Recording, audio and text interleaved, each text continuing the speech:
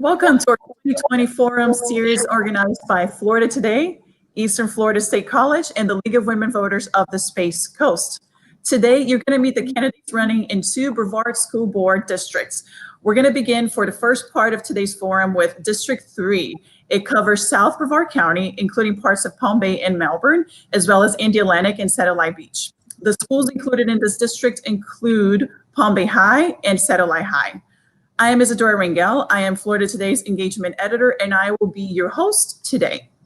The two District 3 candidates running on the August 18th primary election are incumbent Tina Descovich and opponent Jennifer Jenkins. Welcome, ladies. Hi, thank you for having us. Thanks, Isadora. After we're done with Tina and Jennifer, we're going to meet the candidates running in District 4, but that's for the last part of the forum. And before we move on to our opening statements, I would like to introduce our rules. Each candidate would have 1 minute to answer my questions. They also get a 30-second rebuttal if their opponent brings them up. And again, just a reminder that this race will show up on the August 18th primary, and it's an nonpartisan race. So that means essentially that voters of all affiliations can participate.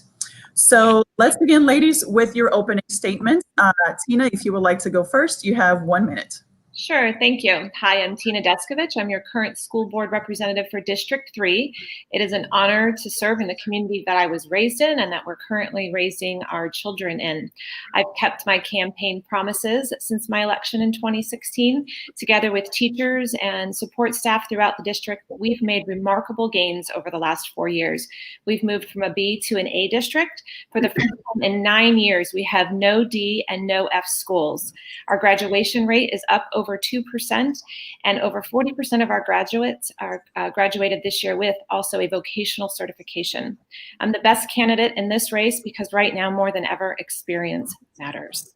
We have a very complex $1 billion budget we have to oversee. We have 70,000 students that we are trying to get a quality education for during this time, and 9,000 employees that we're trying to carry through this most turbulent time. My 20 years private sector and my 4 years already serving on the board makes me uniquely qualified to continue in this position. Thank you. Jennifer. Hi, my name is Jennifer Jenkins, and of course I am running for School Board District 3. I am deeply invested in public education, both professionally and personally. Both myself and my husband are teachers with Brevard Public Schools. We have an amazing 4-year-old little girl who will begin VPK this school year. I decided to run for school board because I believe some of those who are currently serving make decisions based off of political agenda and not what is best for our community. It is time we have a representative who is truly representative. As your school board member, I will manage our teacher shortage crisis. I will create a pathway for our students to access 21st century jobs right here on the Space Coast. And most importantly, now than ever, I will ensure our students and our staff return to school buildings with a clear, workable plan with safety at the forefront. Thank you. So let's move on to our first question, which is obviously, I'm sure you're not surprised, it's about the COVID-19 pandemic and reopening schools. And in my following questions, we're going to dig into what the school board is actually doing. But I want to begin with a very basic question. Of course, as everybody might know by now, Florida's Commissioner of Education has mandated schools to reopen unless health officials say it's not safe. But my question is, without looking at the mandate from the state, do you think it is a good idea to reopen schools this fall? Jennifer, you're going first. You have 1 minute. So excuse me for being blunt, but our school board members made decisions to send our students and our staff back to school buildings in virtual meetings where they felt it wasn't safe to have the public present. My husband sees 150 students a day, and the only precautions he has in place is a block schedule, while reducing him to 90 students a day, and a gallon jug of hand sanitizer, and a plastic face shield, and unrealistic expectations to space out 30 desks in a small classroom. I am concerned, not only as an educator, but the wife of an educator, the mother of a young daughter, and the daughter of someone who is immunocompromised, that I have to put my family at risk and my students at risk because our school board wasn't brave enough to stand up and say, this is not how, and this is not the time. Tina. Yes, ma'am. So as you know, we do have the mandate from the governor at this point, but we are watching the numbers and working with our local health officials very closely. Brevard is not Miami-Dade. Brevard is not Broward County. Our numbers are above that 5% rate, but they are not that high above the 5% rate. And the opening of schools, we pushed forward to the 24th of August. That gives us time to watch if these numbers decline or watch if these numbers increase. We are being very cautious, and we are doing everything we can within our power to protect our teachers and students. Our staff is working 15-hour days right now to rearrange schedules, to reduce the contacts so that students are in more of cohorts, just like all the medical experts have asked us to do. We are supplying hand sanitizer. We are creating deep teams, cleaning crews to go in and sanitize our schools. We are doing everything that the experts have asked us to do in order to make it safe for our students and our teachers to return. Thank you. And Tina, as you mentioned, the school board decided to set August 24th as the first day of in-person classes. But the board also expressed some concerns in its latest meetings about the lack of metrics on reopening schools and then, maybe shutting them down again. The board will now discuss setting benchmarks for safely reopening schools. And my question is, should the board consider delaying the start of in-person classes or even not reopening, depending on what those metrics show? And Tina, you're going first. I think the board needs to consider everything right now when we're looking at the safety and security of our community. We haven't had our meeting yet on which metrics we are going to adopt to use. Unfortunately, it's being left to school boards to pick those metrics because there's so much disagreement within the medical community. We have the spreadsheet we're going to work from. Some school districts have already set metrics, like Miami-Dade. They want a positivity rate at 10% and then trending down to 5%. Our last few days of positivity rates, starting at like the 24th, we've been at 6.3, 5.9, 5.1 on the 25th, 5.5 on the 26th. So we actually are right in where Miami-Dade would want to be to open, but maybe that's not the best fit for Brevard. And that's what we're going to discuss as a district, as your district school board tomorrow to make those decisions. Jennifer? I think it's crazy that we are now discussing metrics to base whether or not we're going to send our students back to class after we've already approved a reopening plan. I believe it's also alarming that during our school board meeting, when we were discussing the reopening plan, that there was members of the district and the school board that openly talked about how the health department here is saying that they weren't the ones to make the decision to go back to school, and no one had pressed on that issue. I think it is the responsibility of our school board to have decided what metrics are safe before they even discuss this reopening plan. I think it is first and foremost most important for our students and staff to know that their school board is clear about what they will accept and not accept. And I think it's important to mention that there has been some news out there that we already have had positive cases at some of our schools and even at our graduation. So it doesn't leave me with a lot of confidence that our school board is ready to tackle this issue. Isadora, can I respond to that? Because first of all, our health department has declared publicly at our meeting that they were not the ones that had the permission to approve. It has to be approved by the state. So it is being left to school districts. And that is why we have moved forward with having an exact meeting just on settling the metrics of what we are going to choose, because medical experts have not told us what those metrics are. And second, to put forward a plan, that's called leadership. Like, we have to have a plan in place because we have to open schools at some point. We can postpone that plan if needed, but a plan needs to be in place of what we're going to do when we're going to open. And so I don't think that shows any problem at all. You have a school district that scrambled, got together, put a solid plan in place. If we have to move that date as needed, everything is in flux. We have to follow this closely and make decisions day by day. We'll move on. And actually, you brought up the plan that was released by Brevard Public Schools. By the way, that plan is available online for viewers if you want to go and find it. I want to ask, the question is, how comfortable are you with the plan released and what would you change about it? And for example, the plan calls for fewer classes during the day and unnecessary furniture to be removed from classrooms to create more space for social distancing. But for example, class sizes are expected to remain the same. Please give us your thoughts on what the specifics of the plans, things that you like, things that you do not like, And Tina, I believe you're going first this time. Okay, thanks, Isadora. That plan, so many hours of work have been put into that plan, and there's some great things about that plan. My biggest concern, and I've said this over and over again, is the amount of children in each class. We have to get those numbers down so students can be 6 feet apart.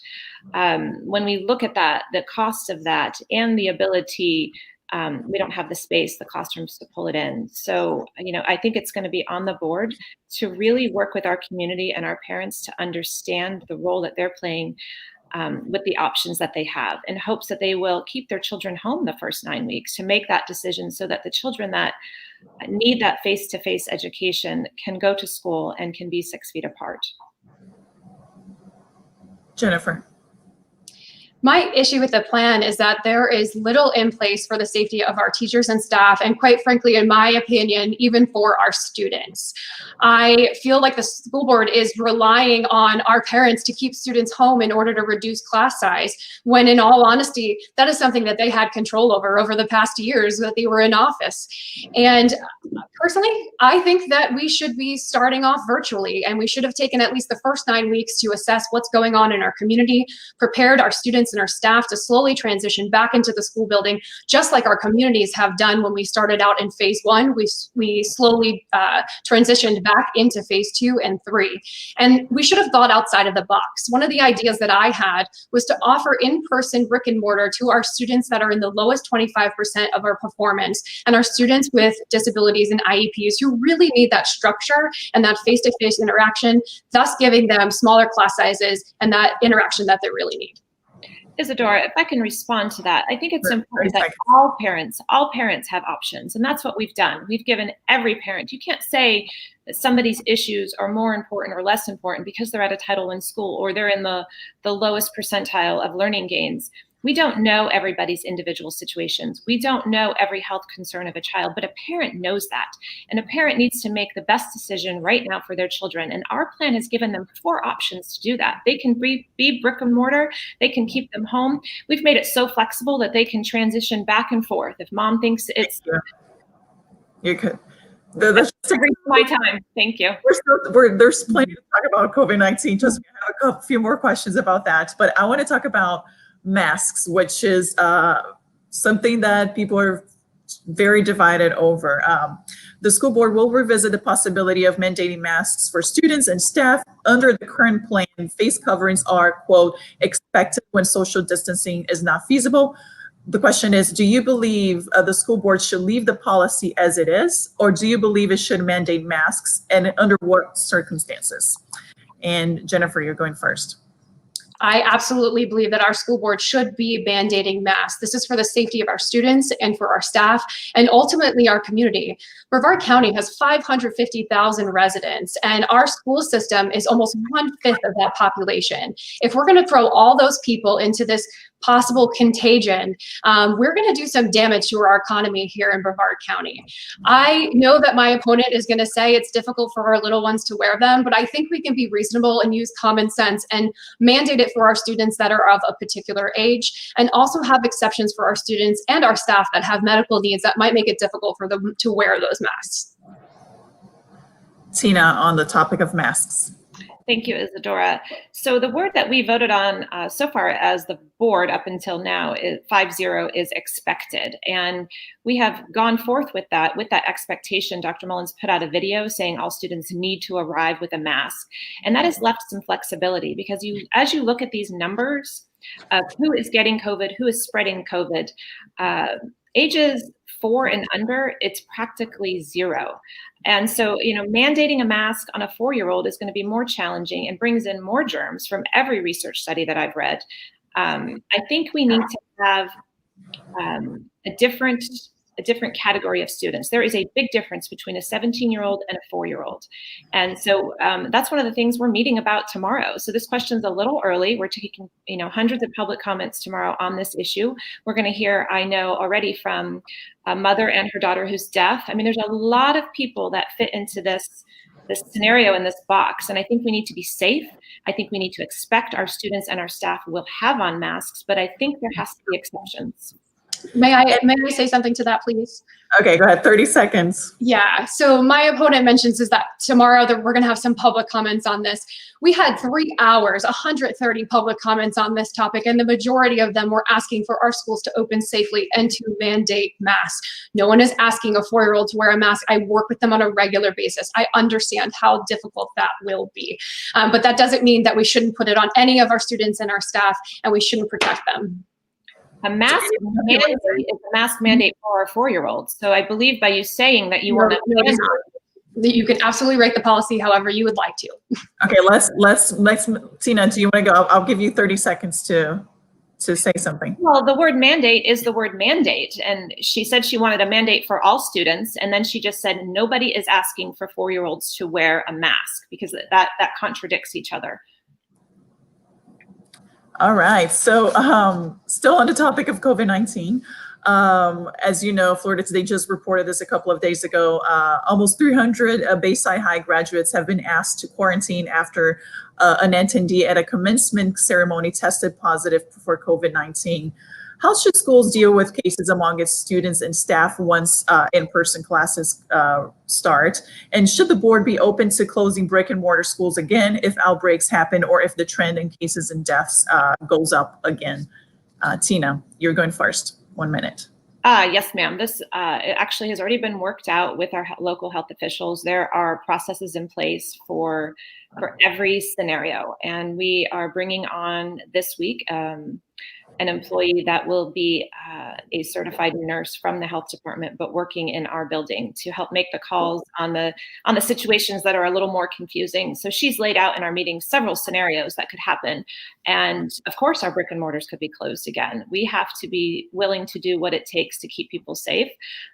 If a student is diagnosed in a classroom, that classroom will be closed a minimum of 3 days. 2 days it has to sit, and 1 day it has to be thoroughly cleaned. And then we have to trace where that student has been throughout the school, which is why we're putting procedures in place to keep them in cohorts, to keep them moving around the school a whole lot less than they have in previous, in previous school years.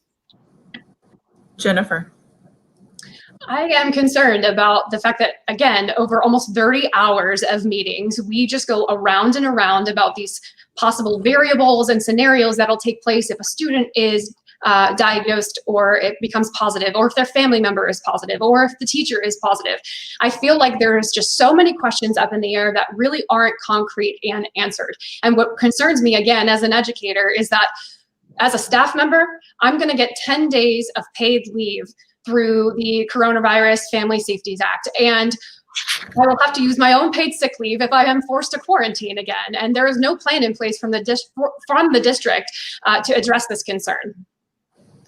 Isadora, there is a plan in place. Some of this is negotiations right now between the district and with the teachers union. So it's a little inappropriate for a sitting school board member to weigh in, because we have to sit in kind of a quasi-judicial role. But, I've watched the meetings, I'm following the discussions, and it's 10 days coming from the Corona Relief Act that'll come to anybody that is symptomatic. And then on top of that, you get 10 days of workman's comp. So you could have 20 full days paid. The district is offering to cover the difference there just for coming up symptomatic. Jennifer, it looks like you have something to say. I'll give you 30 seconds and then we'll Absolutely. The fact that our employees are going to have to file workman's comp is absolutely ridiculous. They're going to have to prove that they contracted that virus at school, and good luck doing that. Anything else you want to say, Tina, before we move on? It's just that 20 days paid leave if you are symptomatic seems to be what all the medical experts say is needed. If something goes beyond that, then that's going to be an issue for BFT and the district to continue to debate and discuss. Thank you. Well, let's move on a little. It's still kind of on the topic of COVID-19, but not quite. And the question is, how do you plan to ensure an equal quality of education for all students, knowing that these past months of of remote learning left some students behind because of inadequate technical equipment or support? We also know that depending on their age, some students thrive and others don't with distance learning. If you could address that question, Jennifer, you're going first. Yeah, so, as an educator, I understand how difficult the transition to emergency remote learning was. I work with students that are in our exceptional student education program, so I understand more than ever how difficult that is. And that is something that I'm really concerned about. And that's why I brought up, let's think outside of the box. We really should be focusing the majority of that CARES Act money that we're getting on closing those learning gaps of our students that are going to show the most reduction in their learning gains. And statistically, that's going to be our students that are typically performing in the lowest 25%, as well as our students that have IEPs or are working as students with disabilities. Tina. That's one of the reasons, Isadora, that brick and mortar schools have to be open. We have students in pockets of this community that haven't seen a book since the spring. We have students in our community that don't speak English in their home and haven't heard a word of English since the spring. We have got to get some of these students back in school as soon as we can safely. In our CARES Act funding, we have allocated funds specifically for Mims Elementary and Dever Elementary, our lowest performing schools, our most underserved schools, to not only get an extra hour of school if that works out, but to also put 2 extra support personnel in there to help get close in the gaps for some of these students, because they are really struggling in those areas. We've allocated $2.5 million more for technology. We have some families that checked out a computer from us that have 6 kids at home, and we need a few more computers in their home if they choose the e-learning or the virtual option. So we are working diligently to identify those students and to bring services to them or to get them into the school safely so we can serve them. Thank you. And I want to ask you just how happy or how comfortable are you with the virtual options that are being offered? As we know, they're different than what was offered in the spring. There's the board approved extended e-learning options for students. Are you comfortable with those options? Would you do anything differently, Jennifer? I think it's great that our parents have a choice and our students have the choice to do e-learning so that they are still registered at their home school and they can easily transition back into that school. The one thing that I have an issue with is our teachers and our students in the secondary level. They are going to be required to teach both in-person classes at the same time as students are watching them live at home. It's a lot of work, a lot of planning, a lot of managing, and I don't know how effective that is going to be for both our teachers and for our students. Tina. Yeah, see, I mean, we're creating the wheel. We're in the middle of a pandemic, and we're doing the absolute best we can to bring choices to our families.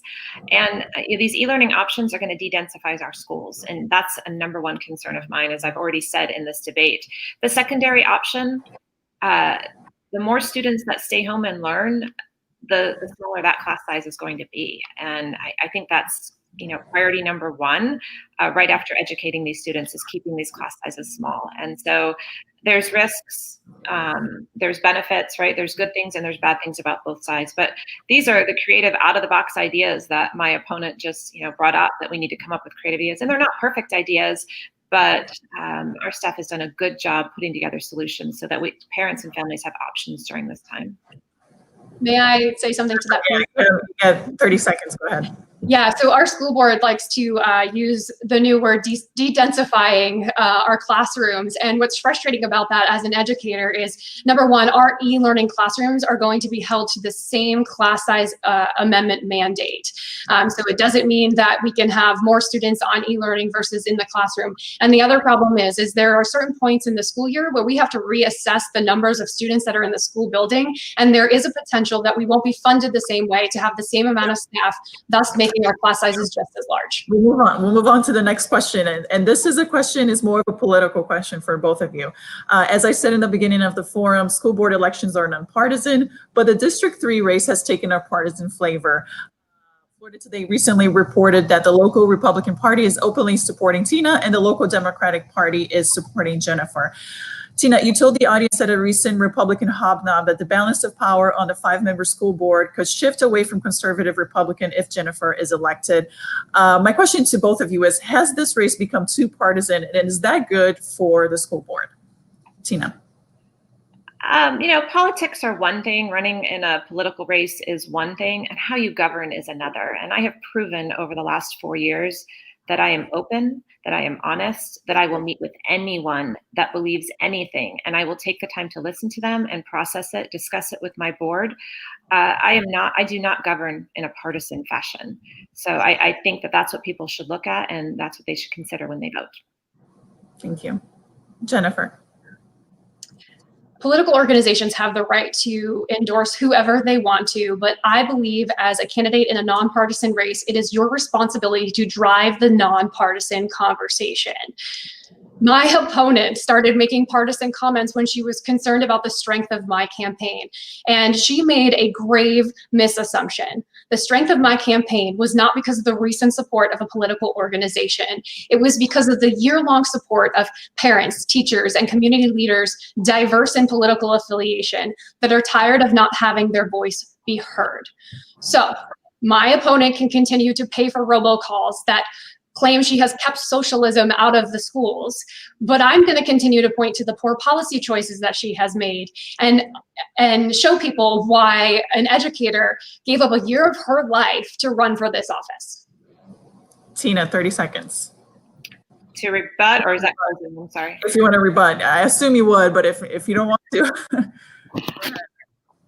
Isadora, I think, again, I made it clear of how I've governed. I've proven to the public in Brevard County that I am open and that I listen to everyone.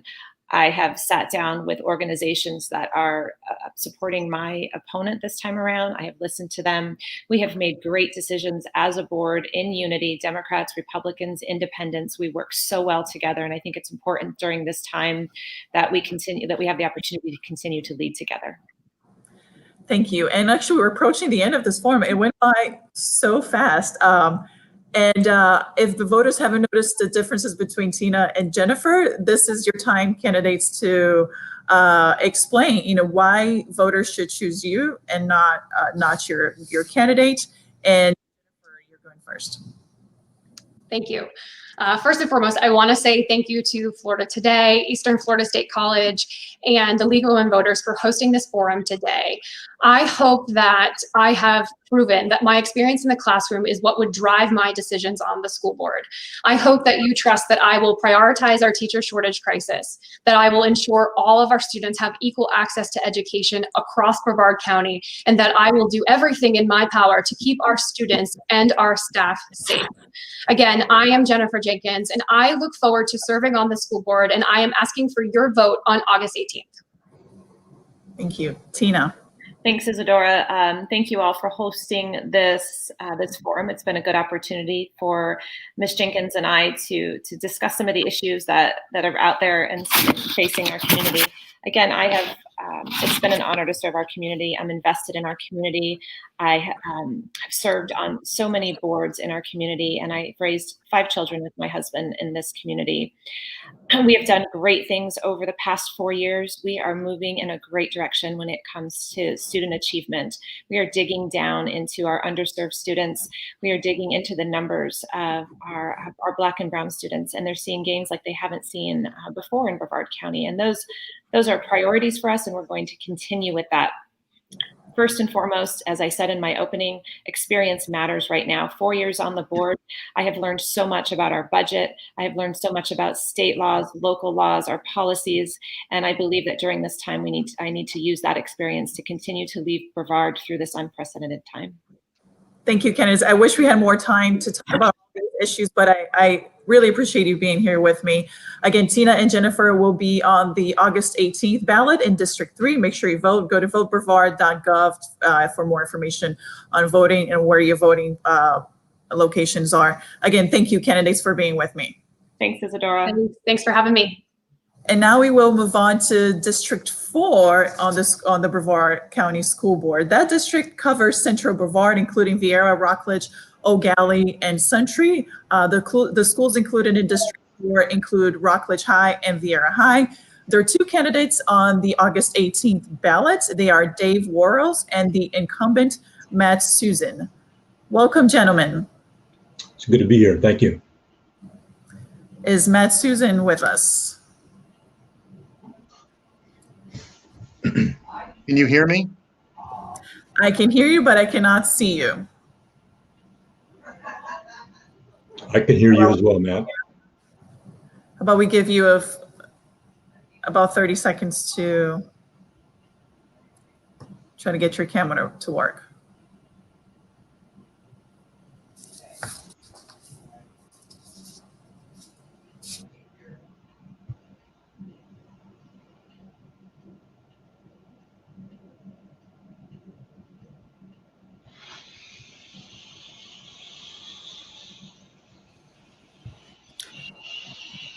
All right, so I don't know what happened to Matt Susan.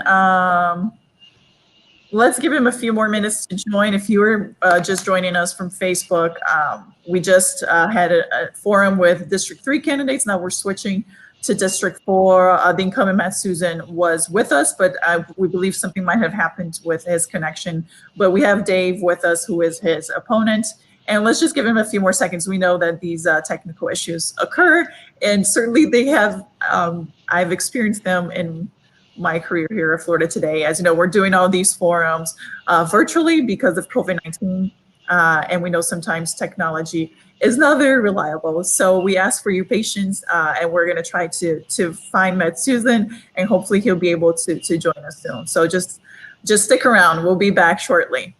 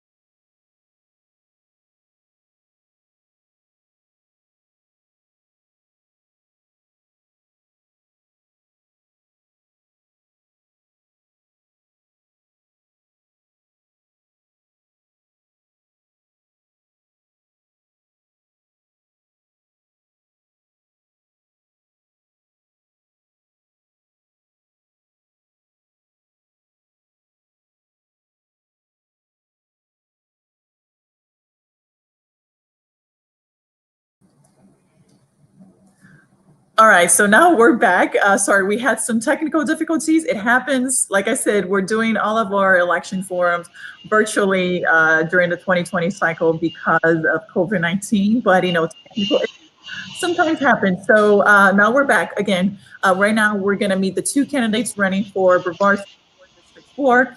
It covers Central Brevard, including Suntree, Vieira, and Rockledge. The schools included in District 4 include Rockledge High and Vieira High.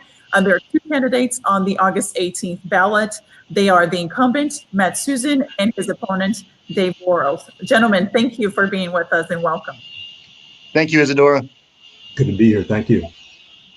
So let's begin with your opening statements. Again, you have 1 minute to answer my questions and do your opening statement there. And you also get a 30-second rebuttal if your opponent brings you up or brings up your record. So if you could start, Matt, that would be great. You have 1 minute. Sure. Thank you so much, Isadora, for giving me the opportunity in the Florida Today and the voters in District 4 for serving you with distinction for the last 4 years. In that 4 years, I've had the opportunity to work with inside my community groups.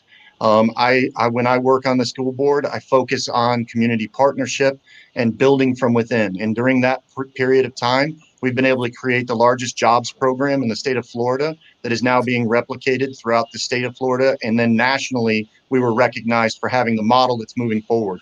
We were also able to create jobs or programs, welding up an astronaut, manufacturing at Bayside High School, aviation over at Lgbtq High School, and a host of other construction programs and expansions in the trades. We also were able to cut $27 million of reoccurring money into research, resend it into the teacher in the classrooms. We also cut $113 million in debt.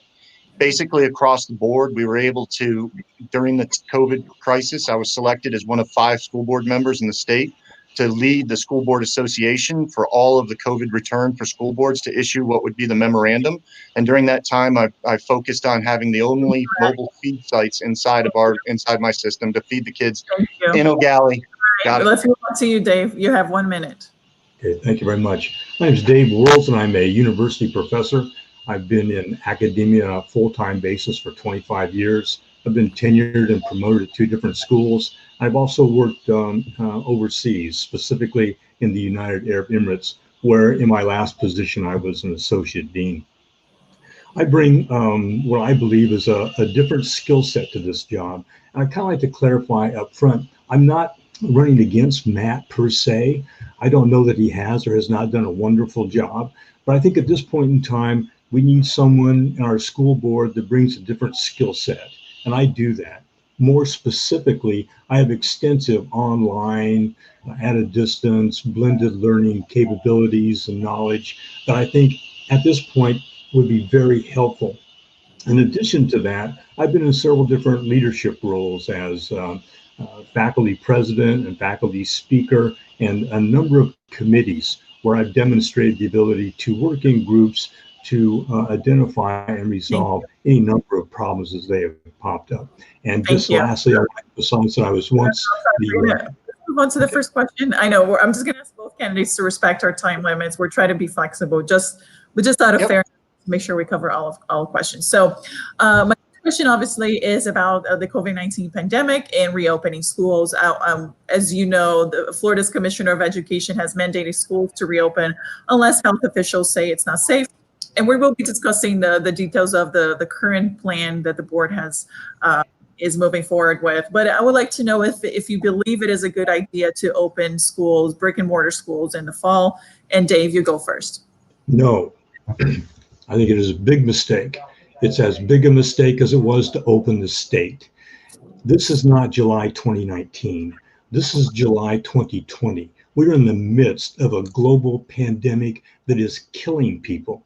And even the numbers that you hear, relatively low percentages, still relate to people that are dying. I believe there are better ways to get our kids re-engaged in their academic programs that don't bring them into contact en masse in our schools. And I don't believe that there aren't opportunities that can be used for those at-risk students and students that have issues where they can't use a laptop, don't have access to the internet. But bringing our kids back into school doesn't just endanger them, it endangers faculty, staff, administrators, food service people, bus drivers, custodians, and then they come home. Thank you. We can't do that. On reopening schools. Oh, thank you. As it was mentioned before, the governor's mandated that we open in brick and mortar.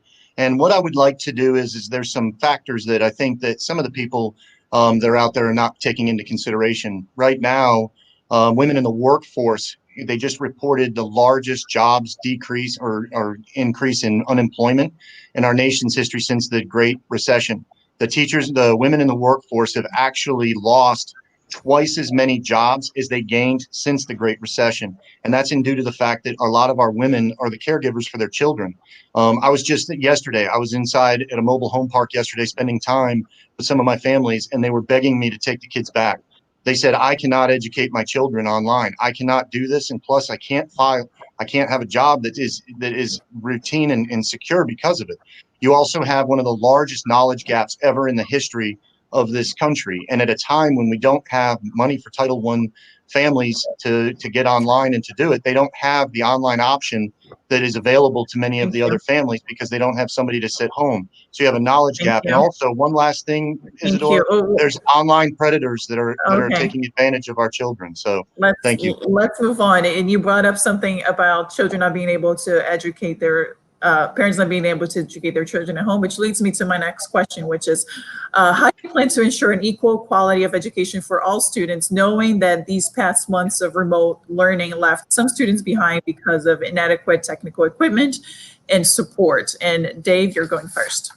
There's a bit of a transition that we have to go through from the traditional face-to-face brick and mortar school to a more online at a distance environment. It's not going to be easy to do that, but I know it can be done. I know what a quality online program is. I know what makes a quality online program, and I know what doesn't. The kids we have today, you hand a kid an iPad, and in a second, they're swiping away and finding what they need to do. So I think we're not giving our children the credit due that they can pick up on this. I don't doubt one bit that it's going to be a bit painful for some folks, but we need to keep in mind that it isn't 2019, it's 2020. People are dying. And I think it's totally irresponsible that our governor has mandated that our schools be reopened when our state is the epicenter worldwide for this pandemic. How can you do that? Matt? So one of the issues that comes up is handing an iPad to individuals so that they can learn and go as they can is one of the difficult things. He brought up a great point. So if we are online learning is going to be based upon a student taking an iPad and learning themselves, that's very difficult. The model that we have for online at home, where they're tied into the schools and e-learning, is going to be based upon a classroom teacher working with them and a parent that has to be assisting them along the way. That's the only successful way to do that. And in some of our Title I areas, which is where my heart goes out to, that is one of the hardest things, is we have a huge knowledge gap that is occurring inside there. To say that my families, that when you walk into a trailer park, whether it's the Meadows or somewhere else in the Eau Gallie corridor, and you see some of the homes that don't have electricity running to them, and you say, here's an iPad, we have severe issues that we need to give those students the option to come to school and in brick and mortar. And that's what the biggest problem with this online is. Thank you. So also, I'm sorry, Dave. May I make a comment to that? It's not a rebuttal, just a comment to what Matt just said about okay, I'll give you 20 seconds for that one. Okay, no problem. I agree, Matt. And that is where the government, that's where the state and the federal government needs to get involved to help us fund those people that don't have electricity, that don't have that capability. And if it means we have to educate our parents, let's do that. But we can't put the well-being and welfare of our populace in danger by reopening schools. Thank you. Matt, anything else? I gave him a rebuttal and wasn't really a rebuttal. Do you want to take 20 minutes? No, I mean, we have a knowledge gap that's expanding. To say that the government can come in and run electrical wires and put doors on houses and do all that stuff and feed every one of these kids, it's the other issue, because I ran out of time. These kids are starving. There's a lot of the kids that are inside my Eau Gallie corridor that we created a mobile feed site for. And if you look at my population of underserved inside the Eau Gallie corridor, only a small percentage of them were actually able to take advantage of that. So there's a lot of other issues that are there. Okay. So still on the topic of COVID-19, but I want to move on to masks. The school board will revisit the possibility of mandating masks for students and staff. Under the current plan, face coverings are, quote, expected when social distancing is not feasible. Do you believe the school board should leave the policy as it is, or do you believe it should mandate masks, and under what circumstances? And Matt, you're going first. Yeah, no problem. I said last week that if the current status of what we have for masks is not going to be good enough, I wanted to have a debate tomorrow over whether we were to move towards that or not. Some of the issues that I have is that we need to protect our people. We need to protect our staff. We need to protect our students. We need to protect our bus drivers, our administrators, our everybody that's out there.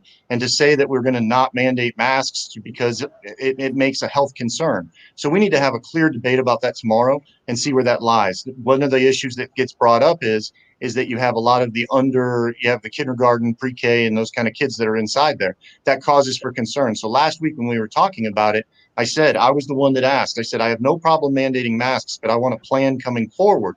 I want to sit down and find out what we're going to do with some of those kids and what the plan is, because just sitting there and saying you're going to mandate masks is not a good plan, but coming forward with a good one. And there's a lot of great models that I'd love to talk about that I'll unveil tomorrow. Thank you. Dave? Why do you need to plan? Mandate mask. It's probably the simplest, most effective thing we can do at this point in time. But I'm thinking of a classroom with some young kids, second, third grade, running around with masks on, and they're keeping their mask on. Why are we going to subject those guys and gals, those little guys and gals, to a classroom? We should not be back in the schools at this point in time. If we're requiring masks to protect them, why put them in there and endanger them to begin with, to include all the other people that they will be subjected to? So mandate mask, absolutely. Thank you. And the Brevard Public Schools has released a quite comprehensive plan, and it's online for those who are curious and want to read it. But I would like to know if you've read the plan, and how comfortable are you with it? And what would you change about that plan? For example, the plan calls for fewer classes during the day and unnecessary furniture to be moved from classrooms to create more space for social distancing. But class sizes are expected to remain the same. Obviously, if your parents send their kids to brick and mortar schools, that might be different. But I want to know your thoughts about this plan and whether you would change anything. Matt, you're going first. Yeah, no problem. I truly believe that every one of our teachers that wants one should receive an N95 mask. I also believe that any teacher that wants to get dividers, we have CARES Act, the money that we can do, they should be able to request any kind of dividers for their classroom to create the small group instruction. I'll tell you, as a former educator, one of the worst things that you can do on a block schedule is put kids in a 90-minute block with no group schedule, no moving around. So I would do that. I also have extreme concern over there was an issue that came forward with teachers and asking for leave over an entire year that are in high risk. I absolutely support some of our teachers that are in high risk right now that want to take a year off so that they could go get another job and come back at a better time. I also support the fact that we need to do something different with our workers' comp that's sitting down there.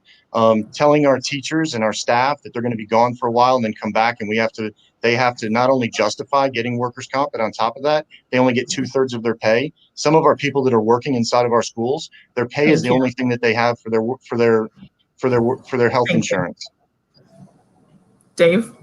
I think like any plan, it needs to be implemented and then monitored and then changed as quickly as possible. But once again, outside of closing the schools and not opening them, if we're going to implement that plan, it needs to be monitored and needs to be adjusted. I would recommend that we stagger the class attendance to minimize, to the greatest extent possible, the number of kids that are in a classroom at a given time. I also think that we should, again, use the online format, and in order to keep up and to not fall behind, that we look at teaching schools on classes on Saturdays. Now, this also comes into play with the faculty and having to deal with overload and things of that nature. But again, this is a global pandemic, and we can't ignore that, and we need to take the steps that are appropriate to make sure that we address the health and welfare of all of our people, all of our stakeholders. Again, these small percentages are all well and fine, but how many deaths do those small percentages relate to? Thank you. I want to talk about teachers. And as you know, specific disciplines feeling teacher shortages most are science and math.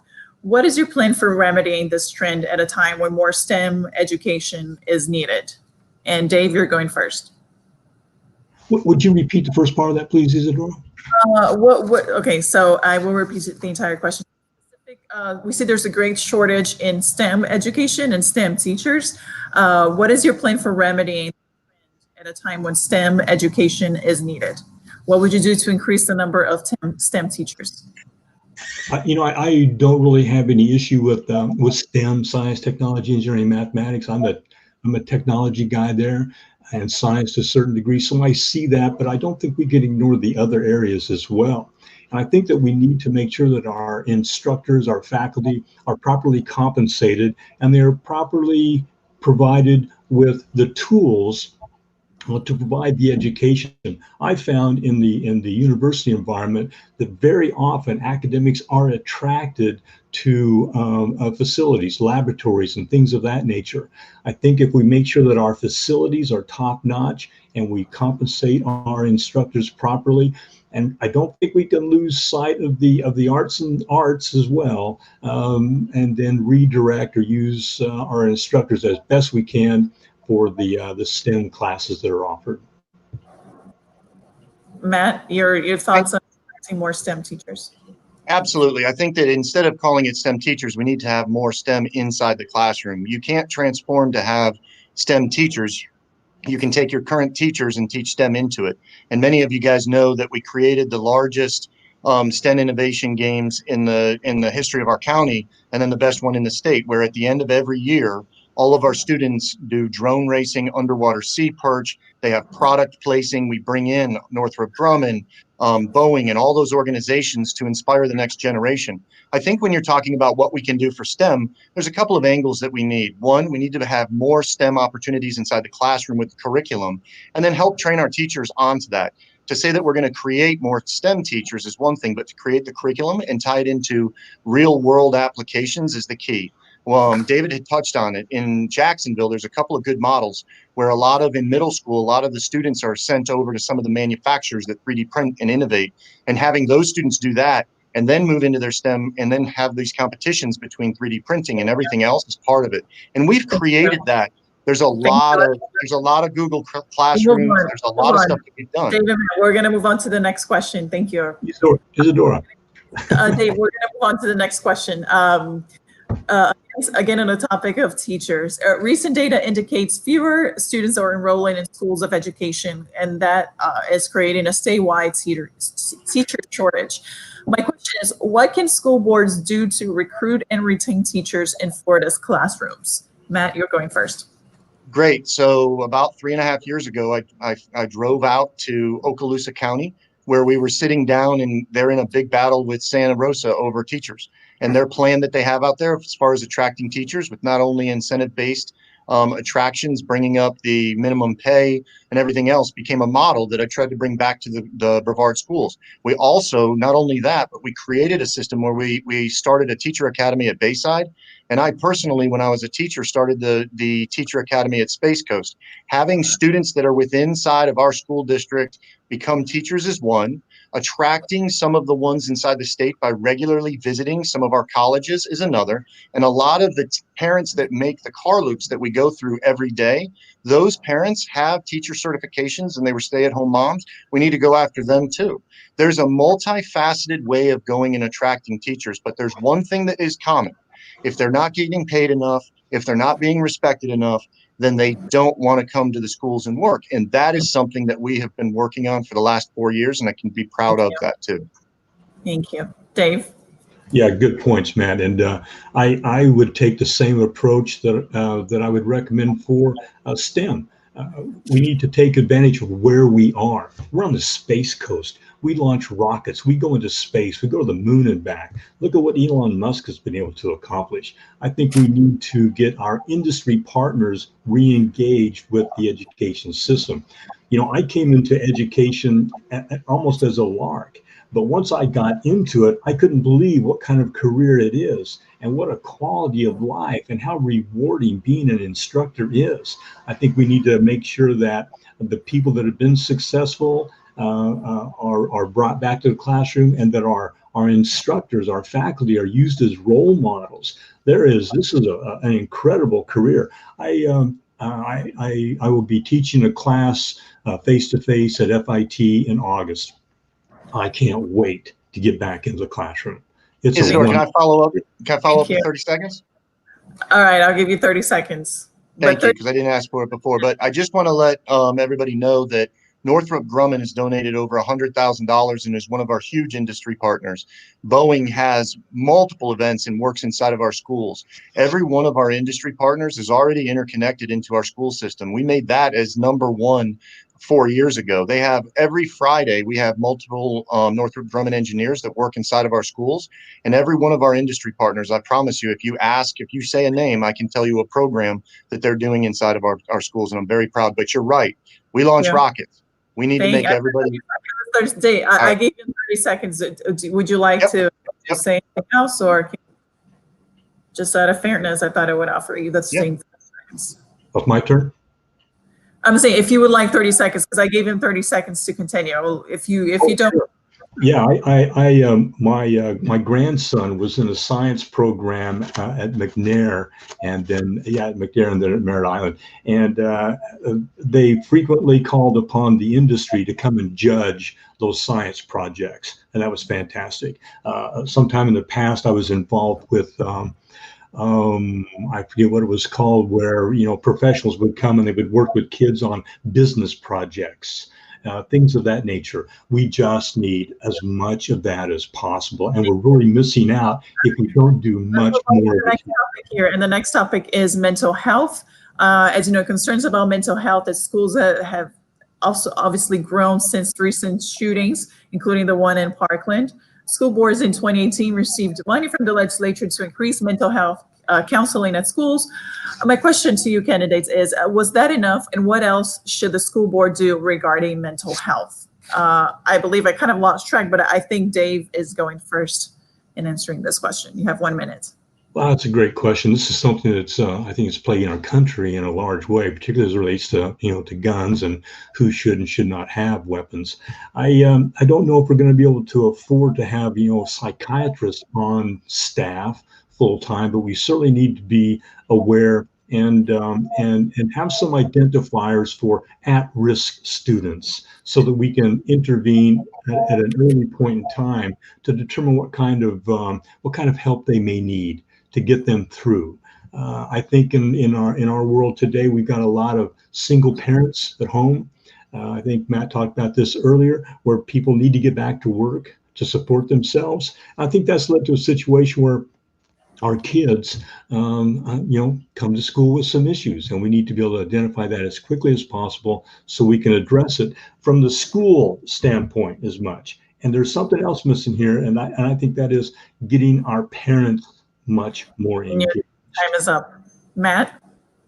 Thank you, and I agree with you 100%, David. There's some great points there. One of the issues that that gets left behind is that every time we think of mental health, we only think about social workers. And just so you know, we went out and expanded and offered up 17 positions. And because of the workforce, we were only able to bring 9 in.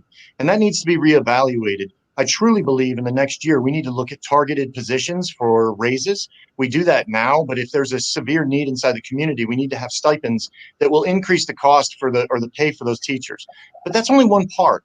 See, the other part is that having a student find a place inside that school that bonds them to that school, and so that they can open up with that school. And when I was a teacher, we had multiple clubs and we had multiple opportunities for the kids to take advantage of some of the stuff in school, because some of these kids' hard life at home is not very good. And the only sanctity that they have as individuals is that school. And having an outlet beyond just a social worker to be there, we have teachers every day that are social workers to 30 to 150 students, and they love every one of them. We need to have opportunities for those kids inside the schools too. Thank you. Still on the topic of mental health, are schoolyard and cyberbullying on your radar? And what actions do you think the school board should take to reduce these behaviors or to address them? And Matt, you're going first. Absolutely. I think that the cyberbullying is the next thing that's beyond the bullying that David and I dealt with when we were in school. But here's another issue that's even more strong than that is the online predators that we have that are trying to take advantage of our students right now because they've been out and they've been on social media for a long time.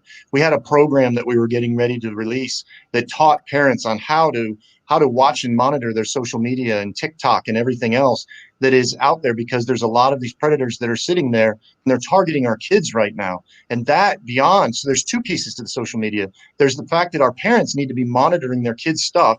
And then there's also the fact that the online bullying that goes on inside the schools. We dealt with multiple expulsions this year that dealt with exactly that, holding these kids accountable to this online bullying and doing a very strong and good job of doing it. Thank you.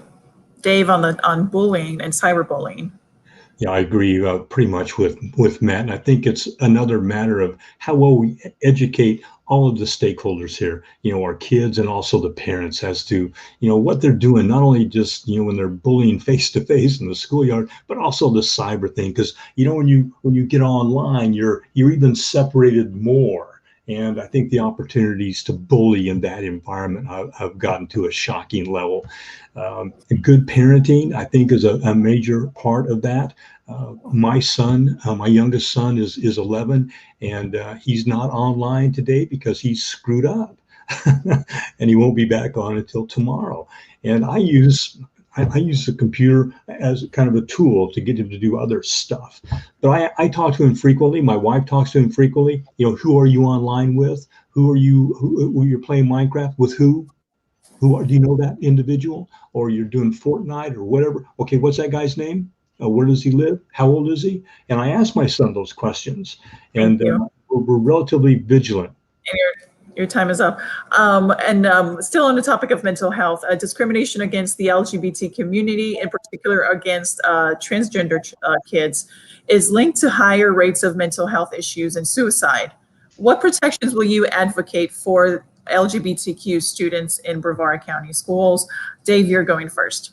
Let me take the opportunity to kind of expand that, if you don't mind. I think we need to maybe take another look at sex education in school and make our kids aware of what's going on in their bodies as they're growing and maturing.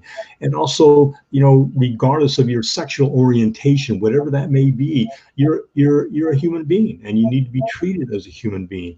And that's part of what I think our role models, our teachers, our faculty members, they need to project that on a continuous basis. So I think education for the kids, and then also some good education familiarization courses for our faculty members as well, because this is changing. This is an evolving situation that we're going to have to deal with. Otherwise, we're going to end up with, more of those bad statistics, Isadora. Matt? Absolutely. I think that continuing education inside of our schools, along with I will tell you that I will not tolerate any kind of bullying, whether it's for race, whether it's for gender, whether it's for sexuality, or whatever it is. And that has been a cornerstone of what I've done. I've stood up for every one of my students. I've been hard with asking the questions and pushing the policies, and will not tolerate it. Everybody is part of our school system. Every kid that walks through that door is different in one way, shape, or form. And it is up to us as a school district to protect and make sure that they're safe. That's it. All right, gentlemen, this is it. We're about to wrap up. I'm going to give you 30 seconds to wrap up and give us your closing statements, just because we need to finish the show. Matt, 30 seconds to make your final case for voters. Thank you so much. I just want to say that we are about the final part of my campaign to go for another 4 years is to just say that I've done what I've done, and now I'm going to move forward and continue to do the expansion of trades, protect our teachers, and do the other pieces. But if I can just send a message to everybody, our teachers are about to enter into one of the most tough situations that our education has ever seen. And all of our first responders have been amazing, but now we are becoming first responders. Our staff needs to be protected, and we as a community need to come together to protect our teachers, protect our staff, protect our bus drivers, and support us in this gallant effort. We'll move on. Sorry, we gotta wrap up. Sorry about that, Dave. 30 seconds. If you can stay within 30 seconds, I appreciate it. Nice job, Matt. Talking to the bell. through the bell. Sorry. Like I said earlier, I'm not running against Matt. I'm running for this position. I bring a different skill set as a university professor, as an aviation aeronautical professional, worked at the Space Center for years, worked in the private industry, and then also lastly as an educator and an administrator in education as well. I come from the faculty. I know what it's like to be in the classroom. I know what it's like not to have all the tools that you need. I know what it's like to have kids in the class. So I can Let's wrap up. Candidates, thank you for joining us again, Matt and Thank Dave. you, Isadora. August Thanks, Dave. ballot. Thank you once again. Make sure you vote in the primary elections. Thank you. Yeah, thanks a lot. And Matt, good luck.